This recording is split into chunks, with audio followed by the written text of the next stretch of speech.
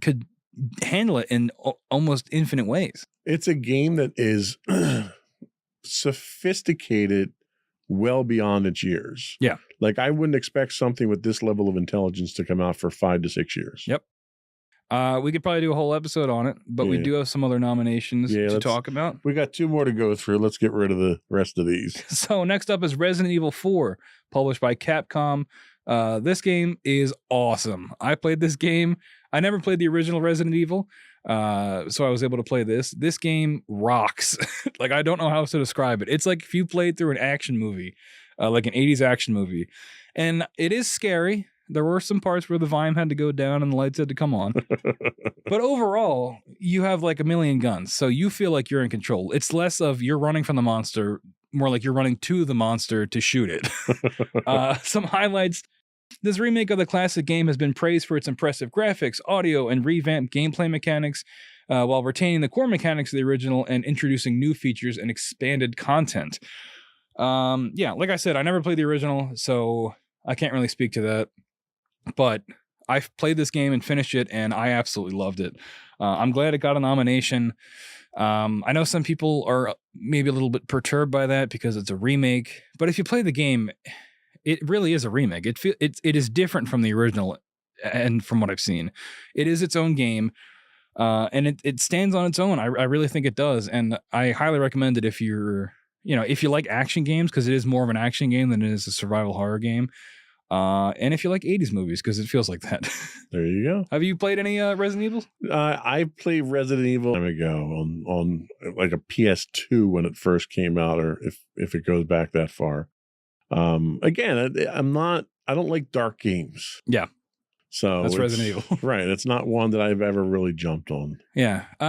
In terms of where I think it ranks in terms of potential to win, I think it's probably towards the top. But I just, after talking about Baldur's Gate, I don't see how anything could beat that. We've got a little guest in the studio, a little lanternfly just flew in. So yeah, Resident Evil 4. And our final one here is Super Mario Wonder, published as well by Nintendo. I own this game, but I have yet to play it because I'm lending it to my girlfriend. But it looks cool.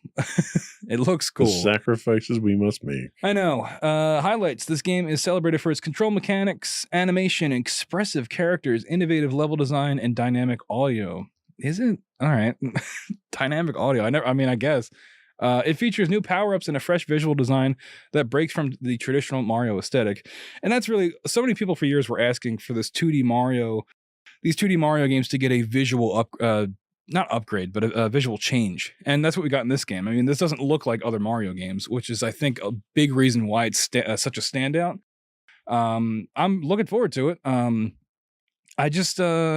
Game of the year, I don't know. This was a surprise for me, but I think it's because it's Mario and it's Nintendo, and I think there's just a level of industry praise that comes with that.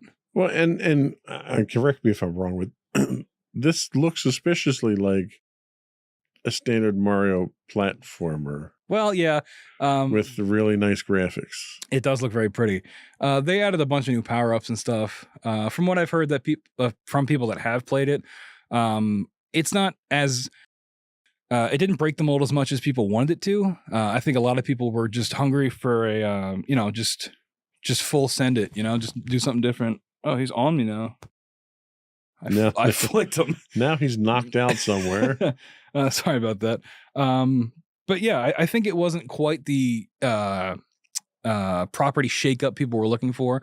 Well, I think it's funny that there was criticism leveled at Resident Evil for being a remake. How is this not a remake? Well, it's not all the levels are unique. You'll probably still get the Mario 1-1 world, but all the levels are new. All the